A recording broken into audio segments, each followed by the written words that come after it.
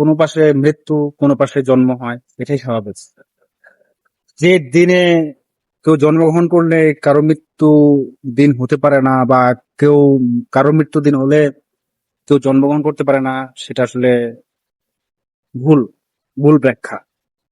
তো 15ই আগস্ট জাতীয় শোক দিবস, আর আপনার খালেদা জিয়ার জন্ম মানে বার্ষিকী আর কি, জন্মদিন। 15ই আগস্ট খালেদা জিয়ার জন্মবার্ষিকী হতে পারে না কেন? অবশ্যই পারে। এখানে না হওয়ার না পারার কোনো কিছুই নাই। আর 15ই আগস্ট মানে জাতীয় শোক দিবস, বঙ্গবন্ধুর প্রয়াণ দিবস, এটা সবাই জানে। দেখুন, খালেদা জিয়ার জন্মদিন নিয়ে অনেক নানা বিতর্ক আছে, বিতর্ক থাকতে পারে। পাসপোর্ট, জাতীয় পরিচয়পত্র, তারপরে ড্রাইভিং লাইসেন্স, তারপরে আপনার আরো নানা ডকুমেন্টে, যেটা আমি দেখলাম আর কি। তো আমার প্রশ্ন হচ্ছে যে, দেখুন, আমাদের জন্মদিন কিন্তু ভাই, আমরা সঠিক তথ্য মানে সঠিক জন্মদিনটা আমরা জানি না, ঠিক আছে? তো কেন বললাম কথাটা, যে জন্ম তারিখ নিয়ে কিন্তু বিভ্রান্ত আছে আমাদের আমাদের আমাদের সমাজে, ঠিক আছে? কেউ হয়তো বা কারোর সঠিক জন্মটা মনে রাখে, কেউ হয়তো বা কারোর সঠিক জন্ম দিনটা মনে রাখে না, আগের কারোর সময়ের হিসাব যদি ধরি।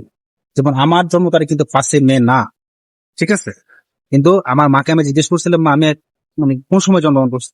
মা বলছে যে অগ্রহায়ণ মাসের শান্ত, সজীব, নীরব এক সকালে। এখন প্রশ্নটা হচ্ছে, দেখুন, আমার জন্ম তারিখ কিন্তু 5 মে না। এটা কিন্তু আমাদের স্কুলের কেরানি ছিল, ওই কেরানি আমার জন্ম তারিখ 5 মে করে দিয়েছেন। এখন দেখুন, মানে খালেদা জিয়ার জন্মদিন নিয়ে তো আর কোনো বিতর্ক রাখার কোনো কিছু নাই এখানে। আর জন্মদিনটা যারা লিপিবদ্ধ করে রাখে, যাদের মা বাবা লিপিবদ্ধ করে রাখে সঠিকভাবে, সেই জন্মদিনগুলো হয়তো বা সঠিক হয়। আর যারা লিপিবদ্ধ করে রাখতে পারে না, তারা ওই ভুলভালটাই হয়, ঠিক আছে? মানে আপনার এসএসসি সার্টিফিকেট বা এসএসসির পড়াশোনা অনুযায়ী একটা ধরে ওই একটা ডেট দিয়ে দেয় আর কি, ঠিক আছে? তো আমার ভুলটা কিন্তু কেরানি দ্বারা, এমন অনেকেরই আছে কেরানি দ্বারা জন্মদিন জন্মদিনের বিভ্রান্ত। তো এটাই স্বাভাবিক।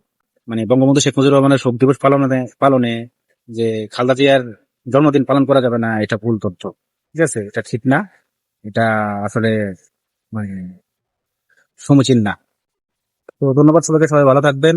আর আমার আর আমার ভিডিও যদি ভালো লেগে থাকে, অবশ্যই আমাকে আপনার মতামত জানাবেন। আর লাইক, কমেন্ট, শেয়ার করে, ফলো করে আমার পাশে থাকবেন। ধন্যবাদ সবাইকে।